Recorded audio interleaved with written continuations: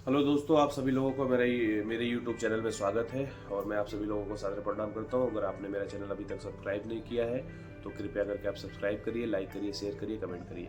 तो जैसे हमने बात किया था कि इकोनॉमिक्स के जो शब्दावली है उस पर हम बात करेंगे, चर्चा करेंगे। उस पर मैं आपको हर रोज़ एक वीडियो बना के दूंगा। तो आज हम उसी कड़ी को आगे बढ़ाते हुए एक नए वीडियो के साथ आपके सामने उपस्थित हुआ हूँ, जिसमें हम बात करेंगे अर्थव्यवस्था के प्रकार। वैसे तो अर्थशास्त्रियों ने बहुत सारे अर्थव्यवस्था के प्रकार बताए हैं, ठीक है, और उसकी समय समय पर, और हम भी आगे उस सभी चीज़ों पे चर्चा करेंगे।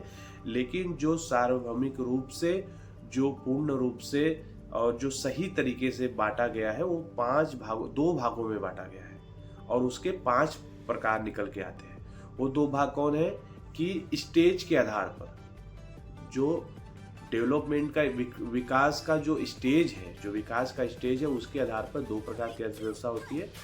एक डेवलपिंग इकोनॉमिक, दूसरी होती है डेवलप इकोनॉमिक। हिंदी में बोलेंगे विकासशील अर्थव्यवस्था और विकसित अर्थव्यवस्था।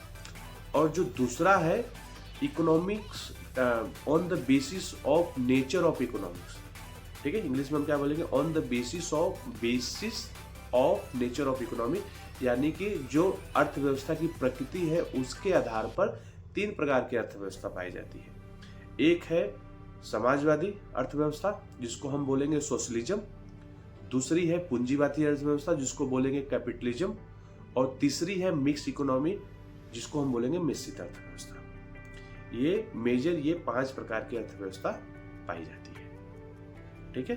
तो अब अगले वीडियो में मैं ये बताऊंगा कि डेवलप कंट्री किसे कहेंगे, अंडर डेवलप कंट्री किसे कहेंगे, डेवलपिंग कंट्री किसे कहेंगे, अंडर डॉग कंट्री किसे कहेंगे, और mix economy, capitalism economy, socialism economy, ठीक है। इन सभी इकोनॉमिक में कौन कौन सी कंट्रियों में क्या इसका उपयोग है, इसके एडवांटेज क्या है, इसके डिसएडवांटेज क्या है, इसके फायदे क्या है, और इसी